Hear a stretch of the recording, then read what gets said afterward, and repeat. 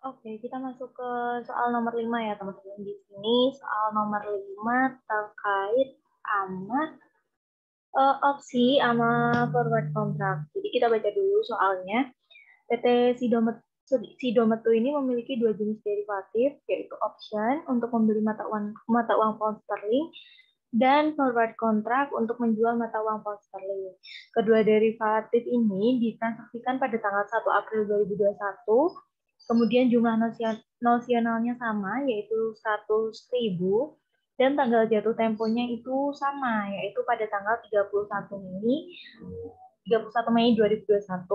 Informasi-informasi terkait dengan soal itu ada di tabel ini. Terus ada asumsi suku bunganya 6% per tahun. Habis itu periode akuntansinya bulanan, dan opsi ini merupakan Euro option.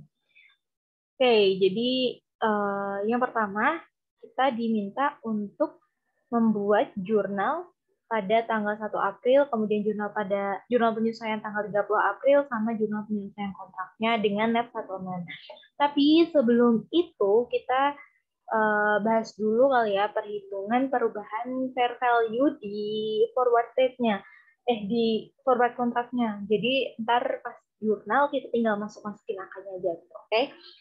Untuk yang 1 April dulu, ini contracted forward rate-nya itu sama ya, Rp20.700 diambil dari ini, forward rate ke 31 Mei pada tanggal 1 April.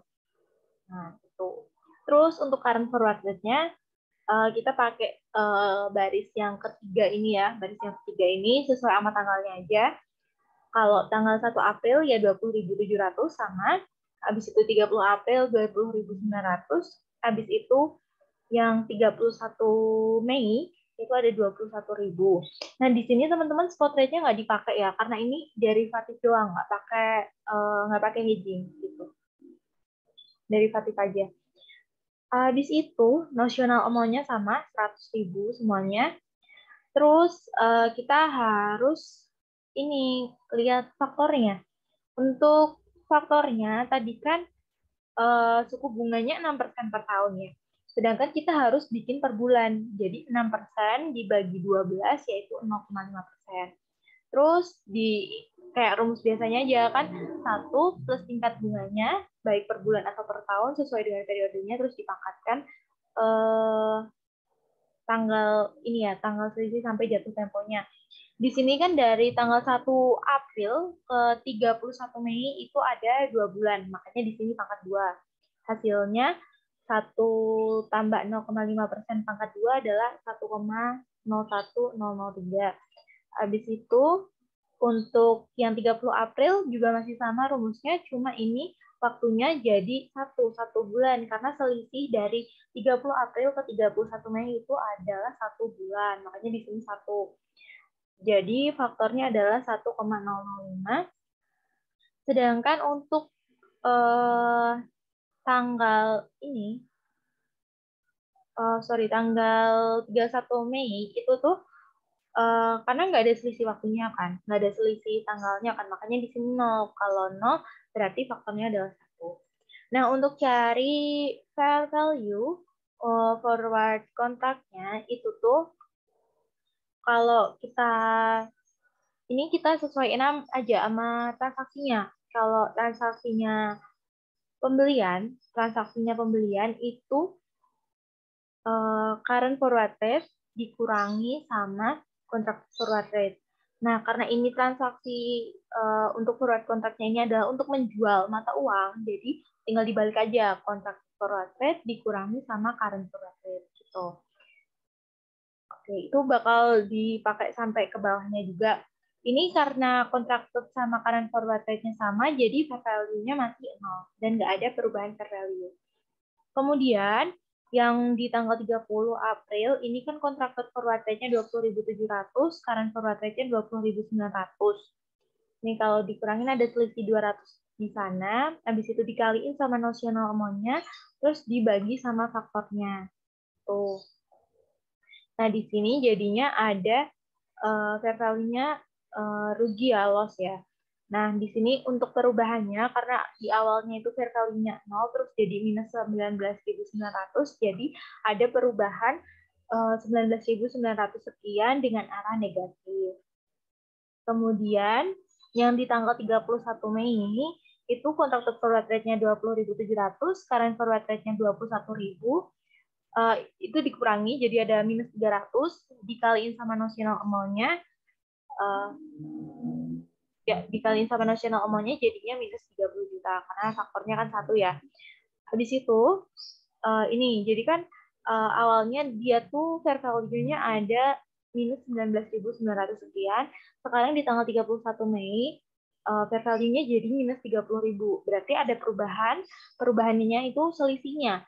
Jadi 30.000 dikurangi 19.900 adalah 10.099 sekian dengan arah negatif juga.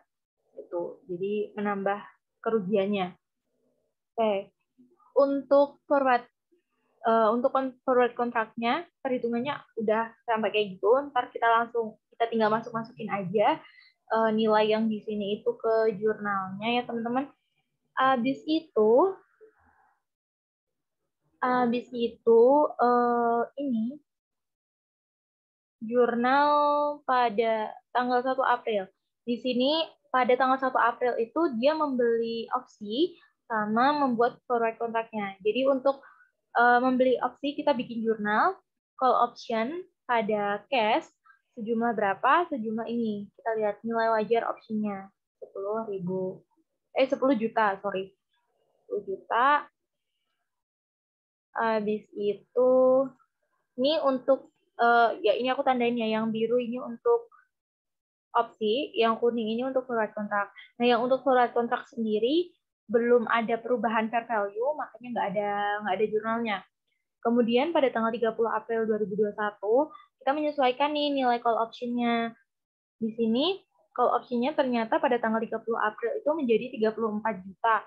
Jadi call option-nya bertambah dari 10 juta jadi 34 juta, berarti ada selisih 24 juta di sana. Itu juga yang dicatat sebagai gain on call option-nya. Jadi kita catat jurnal terkait opsinya adalah call option pada gain on call option sebesar 24 juta. Kemudian untuk forward kontraknya itu ini kan minus ya, berarti loss on forward contract pada forward contract yaitu 19.948. Kayak gini langsung dimasukin aja. Tadi perhitungannya udah dijelasin. Habis itu ada jurnal penyelesaian kontrak di 31 Mei dengan net settlement. Untuk jurnal terkait opsinya itu, aku catat dulu kenaikan nilai wajar opsinya dari awalnya 34 juta jadi 50 juta, berarti ada kenaikan 16 juta di sana, ada selisih 16 juta di sana. Jadi jurnalnya sama kayak yang nomor 2 tadi, call option pada gain on call option sebesar 16 juta. Oke, habis itu, nah di sini kan karena karena udah jatuh tempo nih, jadi kita mau menghapuskan call option-nya karena udah jatuh tempo. Untuk jurnalnya itu cash pada call option sebesar 50 juta. Nah,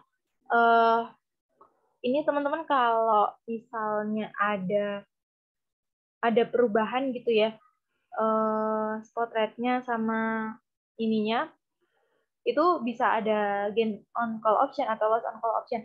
Atau dua jurnal ini tuh bisa digabung. Jadinya gini nanti cash terus pada gain on call option pada call option. Jadi cash-nya 50 juta, gain on call option-nya 16 juta, sama call option-nya 34 juta.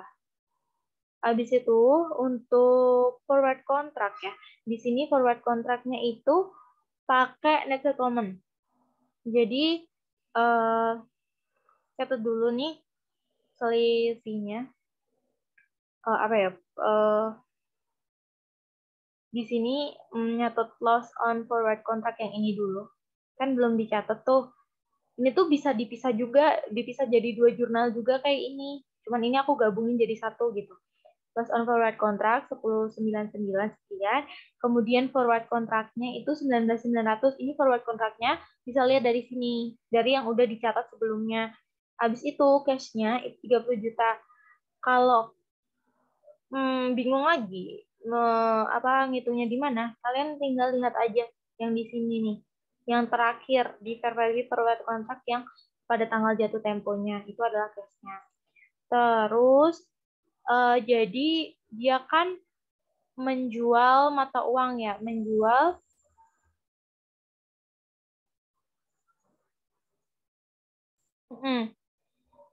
Nah, dia jadi cash-nya di sini yang di ini cash. Kenapa cash pada cash? Ini tuh maksudnya cash dalam yang dihitung dalam mata uang asing sama cash dalam rupiah gitu.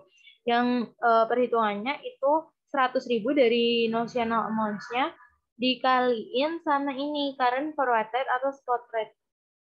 Iya, current forward rate sama spot rate pada tanggal jatuh tempo itu kan sama ya. Jadi notional amount dikaliin spot rate pada tanggal jatuh tempo. Hasilnya adalah 2,1 miliar kayak gitu. Oke, sekian untuk yang nomor 5 selesai. Jadi udah selesai nih pembahasan UTS, soal bahas UTS tahun lalu. Mohon maaf kalau banyak kesalahan di videonya. Kalau aku jelasinnya kurang jelas juga, mohon dimaafkan. Semangat belajarnya teman-teman, jangan lupa jaga kesehatan. Semoga berhasil di UTS-nya nanti. Terima kasih.